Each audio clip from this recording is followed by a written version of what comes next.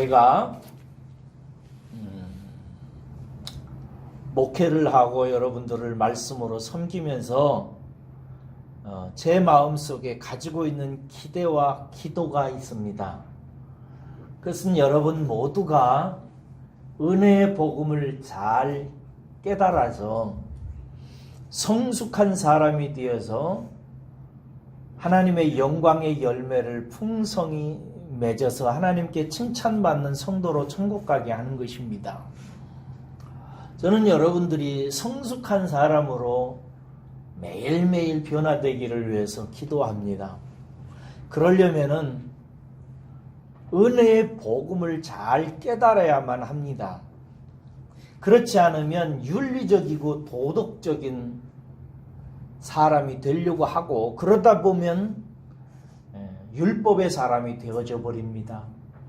그래서 성숙해야 되는 이 문제는 은혜의 복음을 잘 깨달아서 이 은혜의 원리를 따라서 성숙하게 변화되어지고 그래야 또 열매도 맺히게 됩니다. 우리는 지난주부터 2주 동안 성숙에 관해서 말씀을 나누고 있습니다. 히브리서 저자는 5장 말미에서 온전한 성숙에 이르러야 된다라고 말씀을 했습니다. 그러면서 대략 이런 얘기를 했죠. 너희가 신앙 경력으로 보면 이미 선생이 되어 있어야 될 세월을 보냈는데 아직도 도의 초보에 머물고 있다고 이렇게 얘기를 시작합니다. 그러면서 6장에 넘어와서 이제 그 도의 초보를 버리고 성숙의 완전한 대로 나아가라 라고 얘기를 해요. 또 그런 후에 그런데 어떤 사람들은 하늘의 빛을 받아서 성령에 나누어 주시는 은사를 따라서 선한 말씀과 내세의 능력을 맛보고도 타락한 자들이 있다고 얘기해요. 그러면서 이렇게 잘 자라다가 타락을 해버리면 다시 회개를 시켜서 새롭게 할 수가 없다라고 경고하고 7절 8절에 보면 비유를 들면서 말하기를 어떤 밭이 가시와 은건키를 내면 저주를 받듯이 그렇게 성숙의 열매를 내지 않는 사람은 저주를 받고 불사름을 당하게 된다라는 얘기를 경고합니다. 그러면서 마지막에 모두 같이 부지런을 내어서 게으르지 말자고 당부를 합니다. 여러분 이런 말씀을 들으면 우리의 행위에 의해서 성숙이 결정되는 것처럼 느껴집니다. 그렇지요?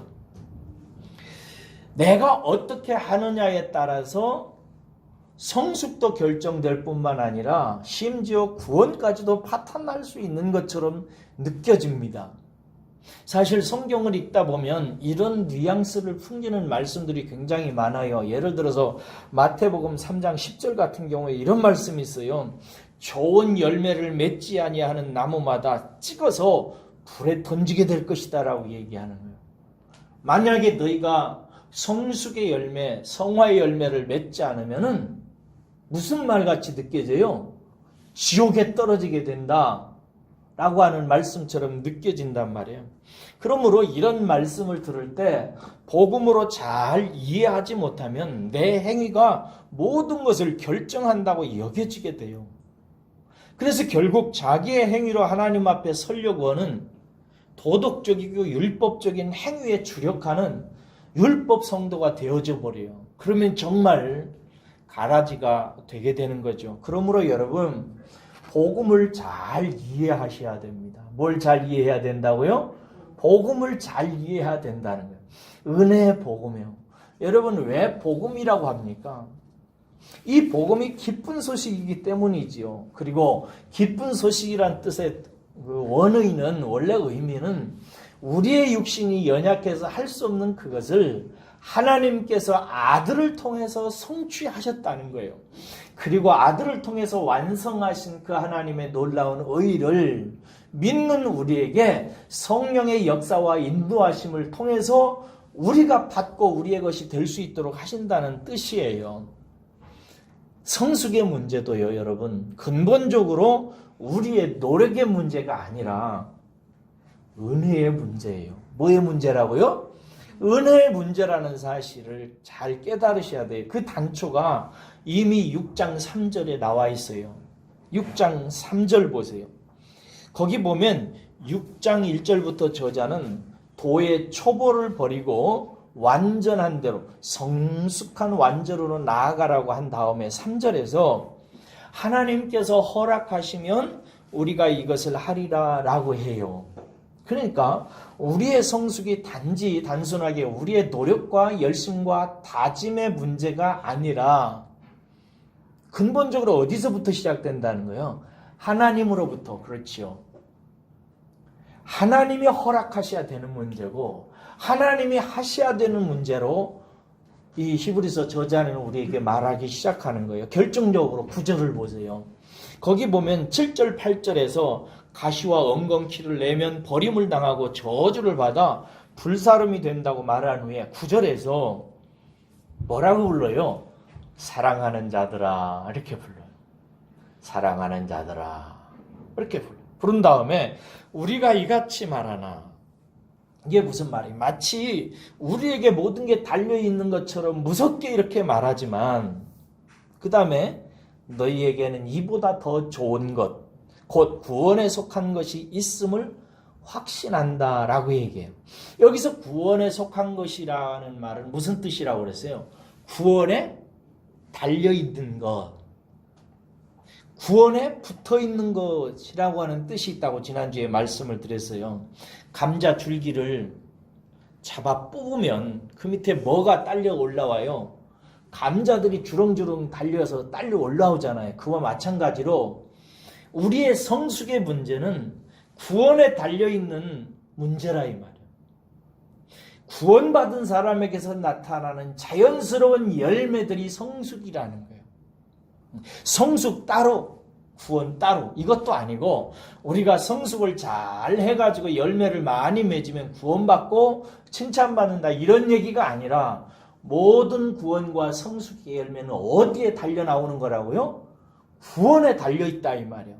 우리가 은혜로 구원을 받았기 때문에 우리는 성숙한 자의 삶으로 나아가게 된다는 사실을 가르치고 있는 거예요.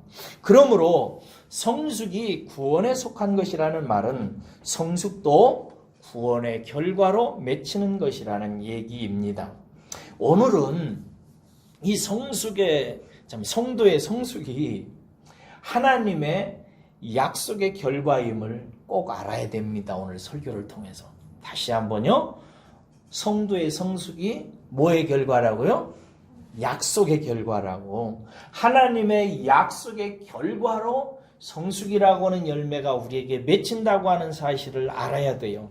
이 사실을 가르쳐주기 위해서 13절에서부터 15절까지 보면 아브람 얘기를 해요.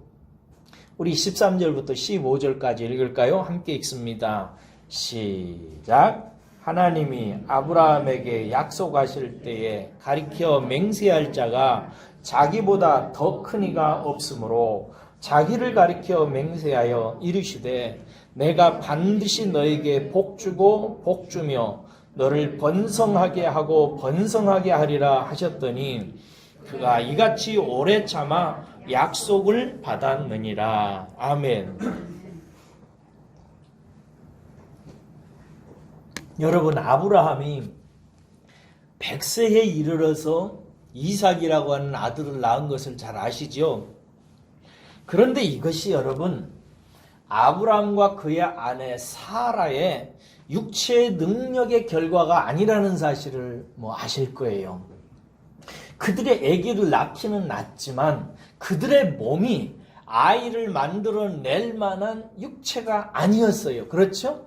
이미 다 기한이 지나서 아기를 낳을 수 없는 몸이었단 말이에요.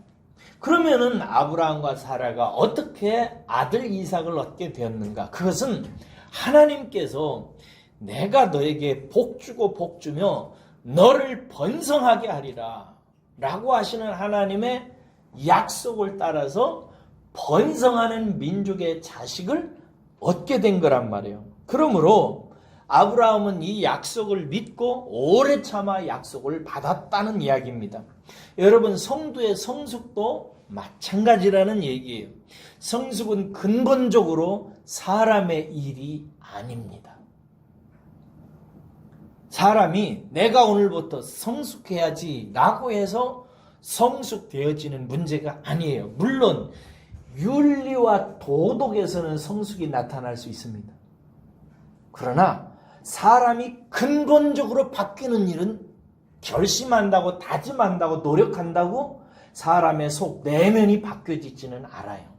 여러분, 제가 그 전에 한 3년에서 3년 반 가까이 알코올 중독병원에 가서 알코올에 중독되어서 살고 있는 예수 믿는 사람들, 그 사람들을 섬겼던 적이 있어요. 예배를 인도하고 상담도 해주고.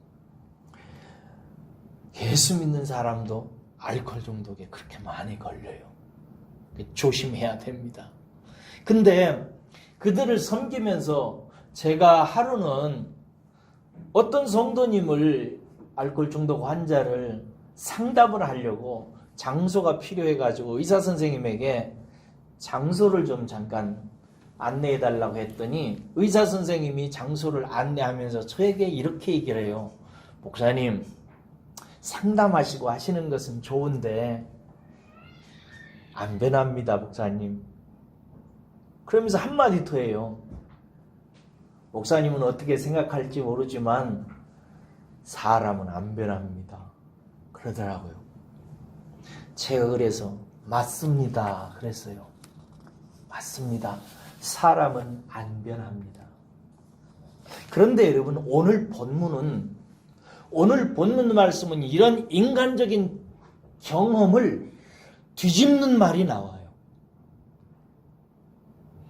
성도의 성숙은 하나님께서 우리에게 약속하신 것이라는 얘기를 합니다. 성도라고 하는 사람이 변화되어져서 성숙의 열매를 맺게 되는 이 일은 하나님이 뭐 했다고요? 믿는 자에게 약속하신 것이라는 거예요.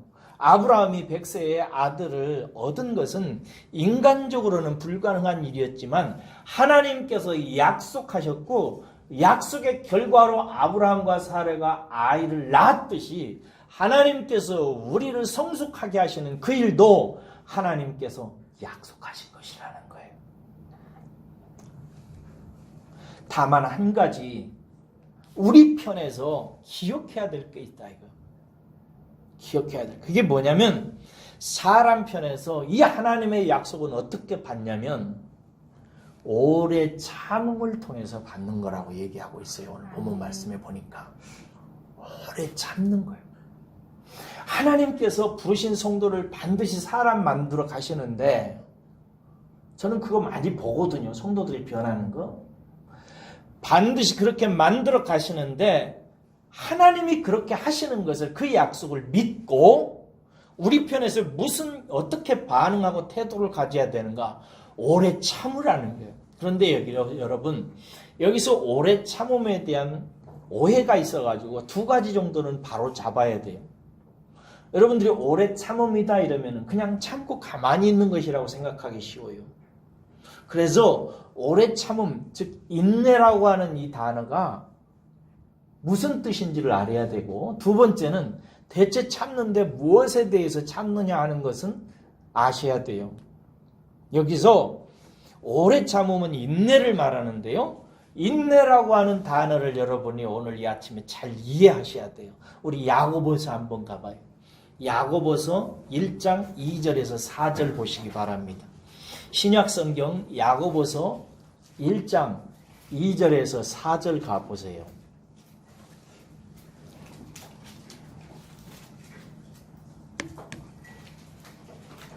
찾으셨나요? 우리 함께 읽겠습니다. 우리 교회는 앞으로도 영상으로 이렇게 성경 말씀 띄워주고 이거 안 할 겁니다. 성경은 반드시 여러분들이 찾게 할 거예요.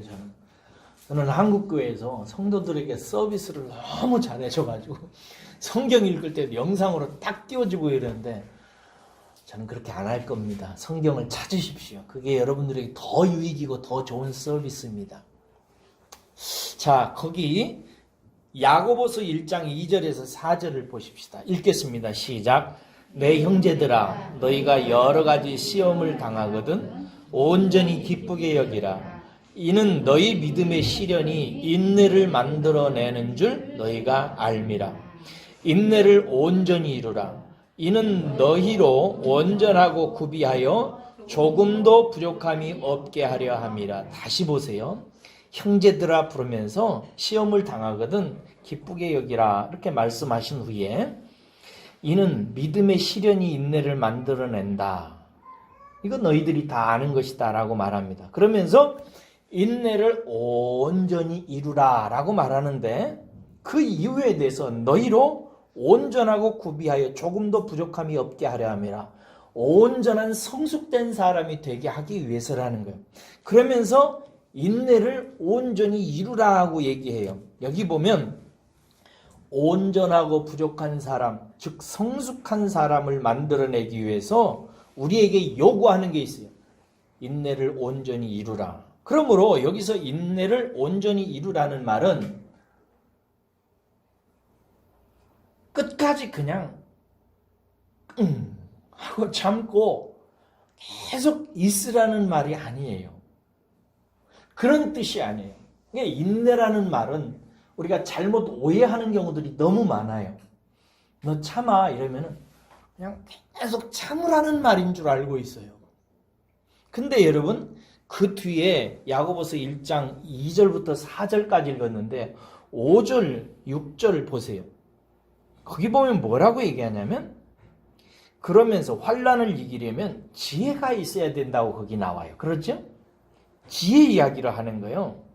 그러면서 말하기를 후히 주시고 꾸짖지 아니하시는 하나님께 구하라 그리하면 지혜를 주시리라고 얘기해요. 그러니까 여기서 인내라는 말은 저를 보세요.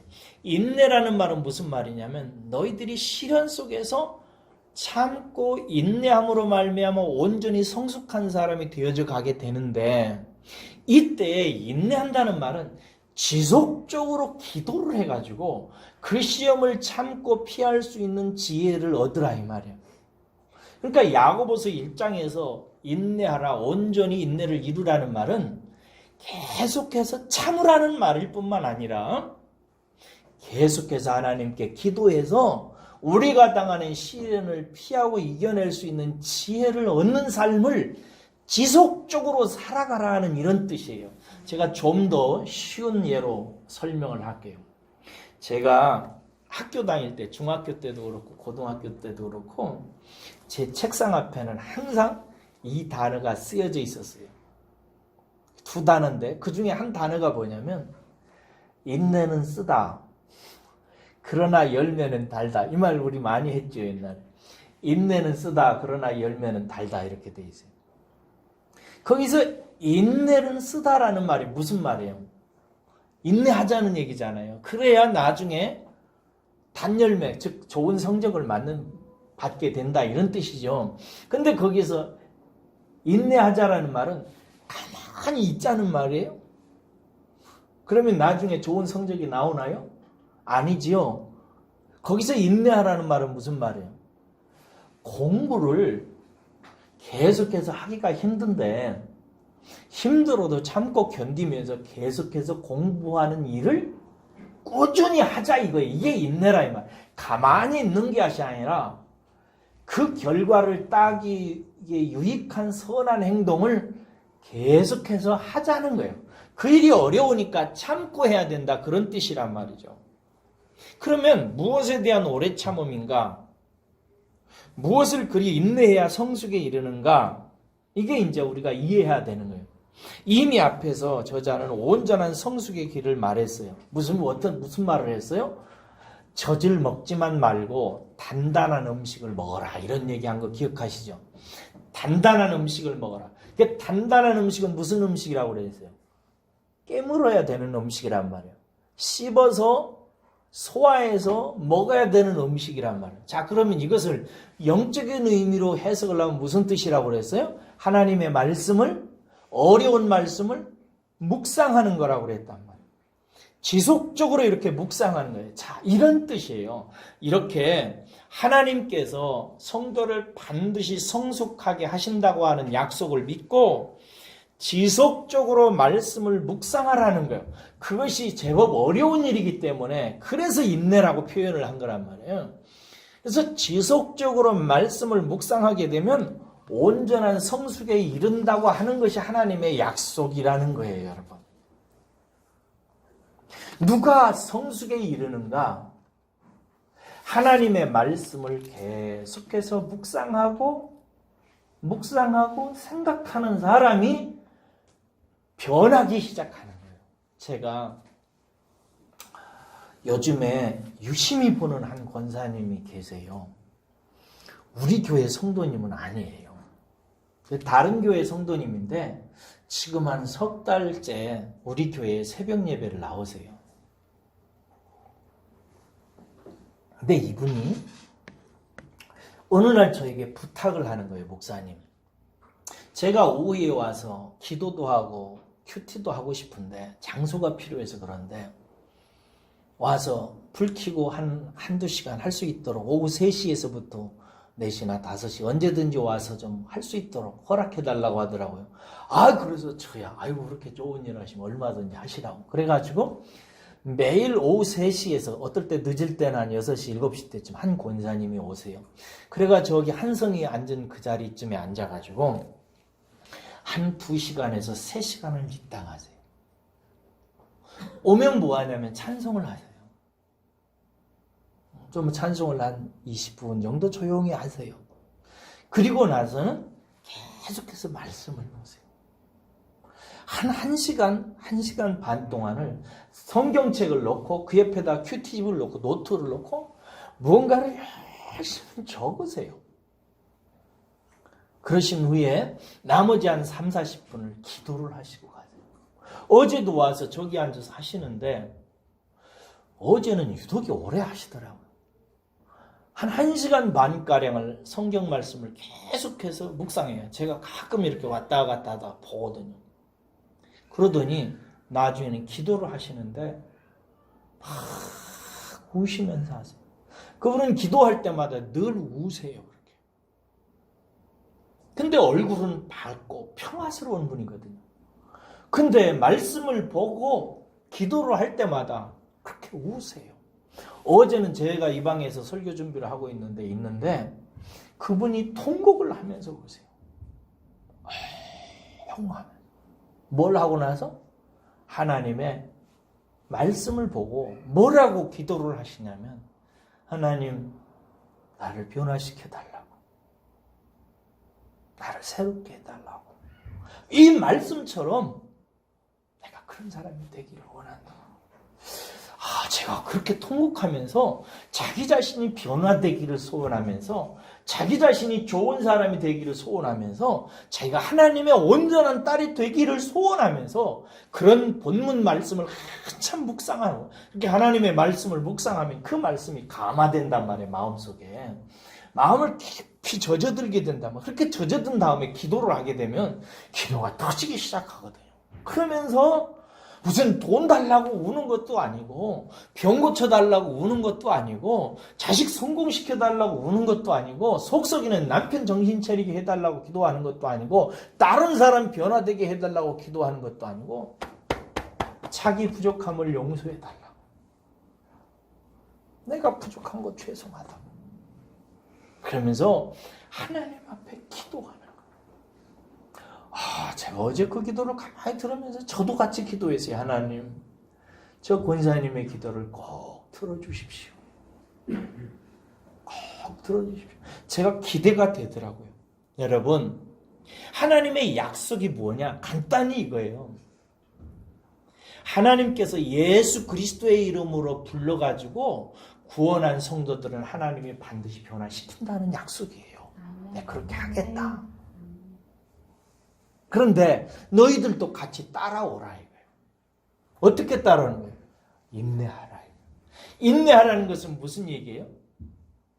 말씀을 묵상하는 삶을 중단하지 말고 지속적으로 하라. 그러면 그 과정을 통해서 성령께서 역사하셔서 너희들이 온전한 사람으로 변화되어지는 성숙을 약속된 대로 이루시겠다, 이런 얘기예요. 여러분, 하나님의 말씀이 대체 무엇이기에 그렇게 믿음으로 묵상하면 온전한 성숙에 이르는 것일까요? 병원에서, 알코올 중독 병원에서 그렇게 전문의로 환자들을 치유하는 선생님도 저한테, 목사님 수고하시는 건 좋은데 사람 안 변합니다, 저한테 이렇게 해요. 근데 하나님은 뭐라고요? 반드시 변화시킨다. 내가 너희를 변화시킨다. 그러니 너희들은 참고 인내하며 말씀을 묵상하라라고 얘기하는 거예요. 그럼 말씀이 뭐길래 그렇게 우리를 변화시키는가? 의사 선생님도 포기하고 세상 사람도 다 그러잖아요. 사람 안 변한다고. 근데 뭐길래? 우리 하나님의 말씀 한 군데 더 찾아가 봐요.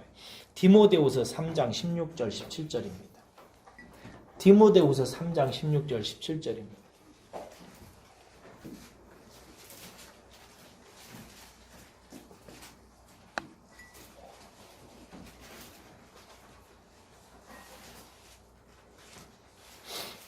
거기에 찾으셨으면 우리 디모데후서 3장 16절 17절 읽겠습니다. 시작.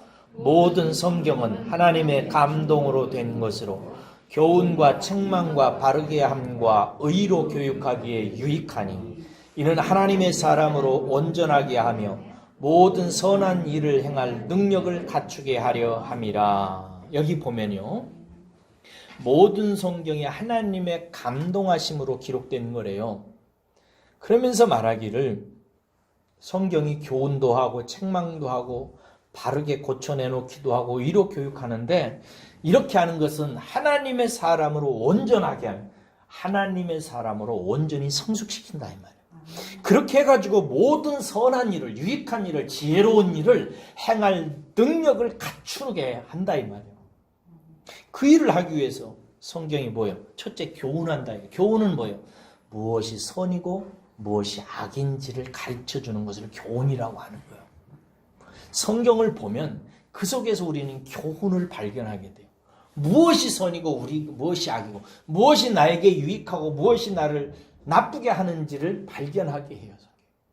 두 번째는 뭐예요? 책망해요. 네가 지금까지 살아오면서 무엇이 너에게 악이었는지, 네가 무엇이 삐뚤어져 있는지, 뭐가 잘못되어 있는지를 고쳐내놓는 거예요. 책망해요. 그리고 세 번째, 의로 교육해요. 의로 교육한다는 것은 하나님께서 인정할 만한, 하나님의 의는 뭐냐면 하나님께서 인정하는 수준을 말하거든요. 하나님이 인정하시는 길로 그를 교육한다. 그런 다음에 뭐예요? 바르게 함이 먼저 앞에 있군요.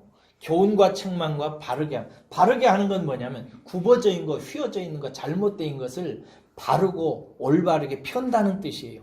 그래가지고 의로 교육을 해서 하나님 앞에 흠없는 성숙한 자를 만들어내서 모든 선한 일에 능력 있게 행할 수 있는 사람으로 만든다는 거예요. 이것이 하나님의 말씀이 하는 일들이에요. 그러니까 하나님의 말씀이 이렇게 한다는 사실을 믿고 묵상하는 일을 좀 힘들고 어려워도 계속해서 하라는 거예요.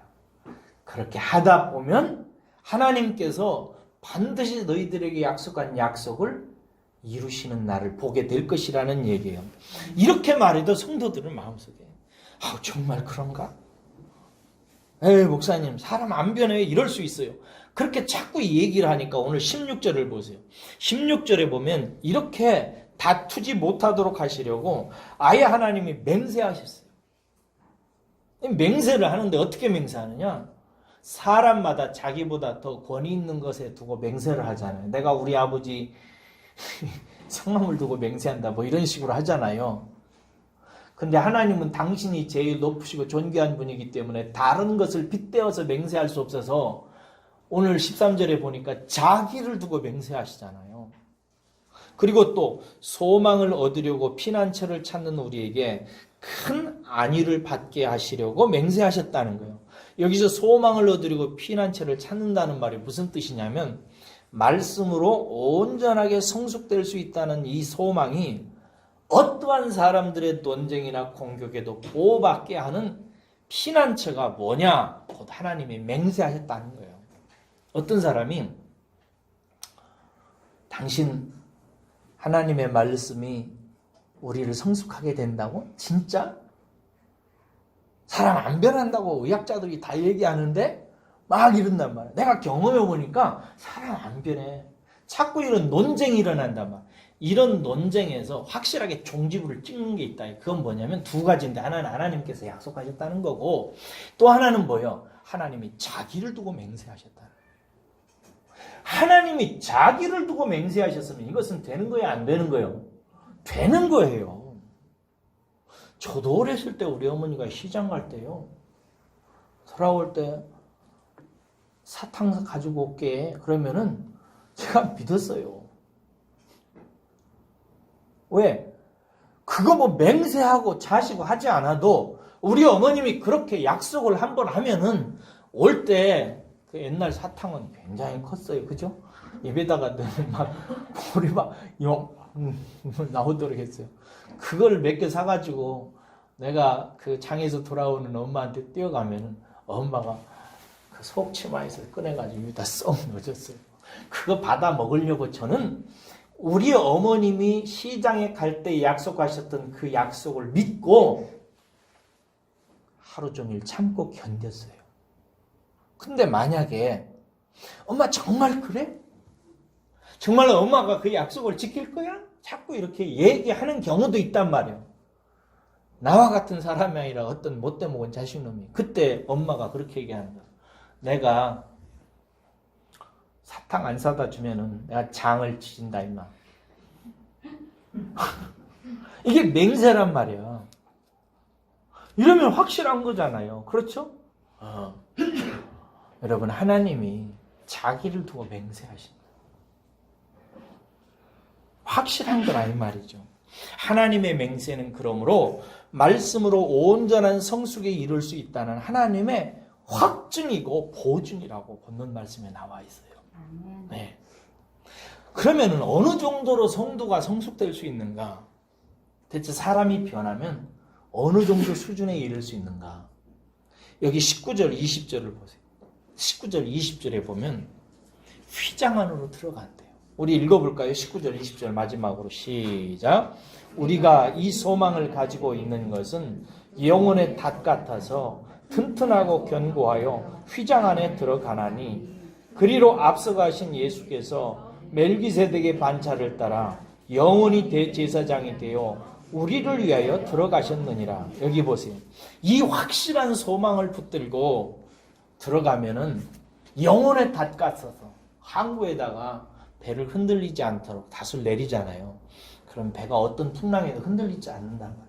우리의 마음속에 하나님의 약속과 맹세를 굳게 믿고 말씀을 묵상하는 사람은 그 사람 가슴속에 있는 소망은 절대 흔들리지 않아서 나중에 어떻게까지 된다고 얘기하고 있어요. 여기 보면 견고해가지고 휘장 안에 들어간대요. 휘장 안은 뭐가 있어요? 하나님의 지성소예요. 거기요. 그건 뭘 의미하냐면 하나님의 존전이에요. 하나님 계신 곳이에요. 여러분, 사람은 하나님 계신 곳에 들어갈 수 있어요? 없어요?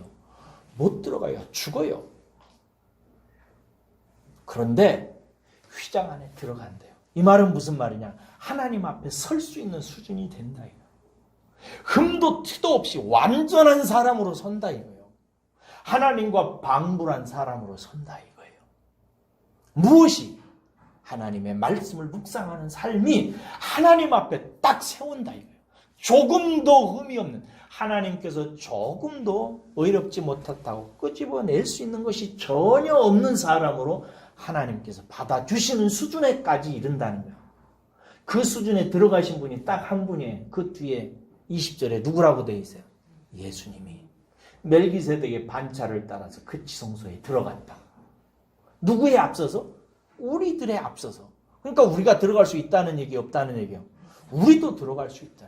우리도 하나님 직접 대면할 수 있다. 그 정도 될 때까지 하나님의 말씀은 우리를 완전히 바꾸어서 변화시켜서 성숙한 사람으로 만들어 가신다는 거예요. 여러분, 세상 모든 의학이나 세상 모든 상담에서는 사람의 행동을 바꿀 뿐입니다. 성격 조금, 버릇 조금, 행동 조금 바꿔요. 그러나 사람은 못 바꿔요. 예수님께서 뭐라고 하냐면 사람은 그 행동, 겉에 나오는 도덕 이런 걸 잘 바꾼 사람들이 바리새인들이란 말이에요. 근데 예수님께서 그들에게 뭐냐면 회칠한 무덤이라고 그랬다고. 속은 썩은 송장 냄새가 난다고. 속은 그대로라 해요. 안 바뀌어지는 거예요. 그 윤리와 도덕과 율법을 가지고는 안 바뀌어져요. 그런데 오늘 히브리서 저자는 뭐라고 얘기해요? 하나님의 말씀은 우리를 교훈하고 책망하고 바르게 하고 의로 교육해가지고 하나님의 어떤 선한 일도 감당할 수 있는 온전한 사람으로 바꿀 수 있다는 거예요. 여러분, 성숙에 하나님께서 초대하면서 우리의 손에 붙들으라고 하는 것은 묵상하는 삶이라는 사실을 알 겁니다. 이제 아셨을 거예요. 여러분 마음속에 한번 그런 다짐을 한번 우리 하면 어떨까요? 내가 예수 믿고 나중에 하나님 품에 가는데 하나님에 갔을 때 성숙의 열매 주룩주룩 맺혀서 하나님께서 보실 때도 인정하는 사람으로 하나님 앞에 서기 위해서 이왕까지 예수 믿는 것 한번 내가 제대로 한번 믿어보자 생각하고 하나님의 말씀을 묵상하는 삶을 조금씩 훈련하면 어떨까요? 매일 오후에 나와서 저기에서 훈련하는 그 묵상하는 권사님은 상당히 훈련된 분이에요. 그렇게 매일 하기가 쉽지 않은데. 그러나 그분도 어느 날 갑자기 그 수준에 이른 것이 아니라 조금씩 하면서 들어간 거란 말이에요. 지금 당장 무슨 시편이나 계시록이나 묵상하는 게 뭔 말인지 모르겠고 가슴은 답답하고 벌렁벌렁 뛰고 답답해서 그러잖아요. 그런데 그래도 뭐하고? 인내하고 참고 인내하며 하라요. 하다가 보면 하나님의 존전에 설 수 있는 수준에까지 이렇게 된다고. 여러분들이 그런 길을 제발 포기하지 마시고 그 길로 가시기를 주님의 이름으로 축원합니다. 기도하겠습니다.